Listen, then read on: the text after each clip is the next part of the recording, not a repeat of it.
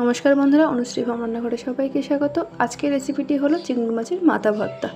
চলুন তাহলে দেখে নেওয়া যাক কীভাবে আমি বানাই। প্রথমে এখানে নিয়ে নিয়েছি পেঁয়াজ কুচি আর কাঁচা লঙ্কা। আমি এখানে বড় সাইজের একটা পেঁয়াজ কুচি নিয়েছি আর নিয়েছি 7 থেকে 8টা কাঁচা লঙ্কা। এখানে নিয়ে নিয়েছি চিংড়ি মাছ আর চিংড়ি মাছের যে মাথাগুলো যেগুলো আমরা ফেলে দিই সেগুলো। এগুলো ফেলে না দিয়ে কেমনভাবে রান্না করতে হয় বা কতটা খেতে টেস্টি, চলুন আজ আপনাদেরকে দেখিয়ে দিই। ভালো করে কড়াইটা গরম করে কড়াইতে দিয়ে দিয়েছি পরিমাণ মতো সরষের তেল। তেল ভালো করে গরম হয়ে গেলে দিয়ে দিয়েছি কাঁচা লঙ্কার পেঁয়াজ, সাথে দিয়ে দিয়েছি পরিমাণ মতো নুন, যাতে পেঁয়াজটা নরম হয়ে ভালো করে ভেজে যায়। পেঁয়াজ ভালোভাবে ভাজা হয়ে গেলে এবার চিংড়ি মাছটা দেবো। তার জন্য চিংড়ি মাছের ওপরে দিয়ে দিয়েছি অল্প একটু হলুদ গুঁড়ো।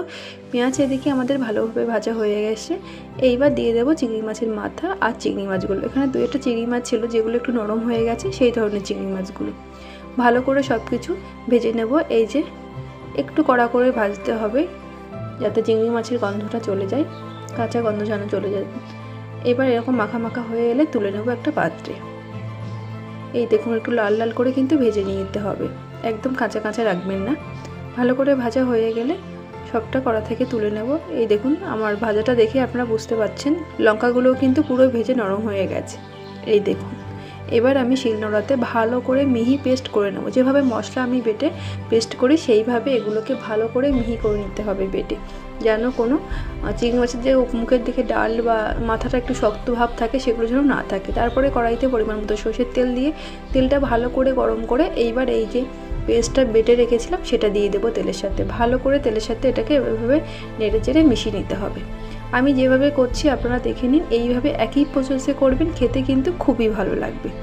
আর আমার এই রেসিপিটি যদি আপনাদের ভালো লাগে তাহলে অবশ্যই বাড়িতে একবার ট্রাই করে দেখতে পারেন। কেমন হয়েছে সেটাও কিন্তু আমাকে কমেন্ট বক্সে লিখে জানাবেন। আর আমার চ্যানেলে নতুন কোনো বন্ধু হয়ে থাকলে অবশ্যই চ্যানেলটা সাবস্ক্রাইব করে আমার পাশে থাকবেন ও পাশে থাকা বেল আইকনটি অবশ্যই প্রেস করবেন, যাতে আমি চ্যানেলে নতুন কোনো ভিডিও ছাড়লে তার নোটিফিকেশান অবশ্যই আপনাদের কাছে গিয়ে পৌঁছায়।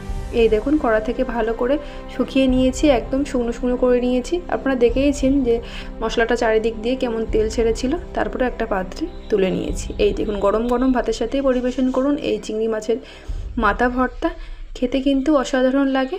তাহলে আজকের মতো এই পর্যন্ত, আবারও হাজির হয়ে যাব নতুন কোনো রেসিপি নিয়ে। সবাই ভালো থাকবেন, সুস্থ থাকবেন, ধন্যবাদ।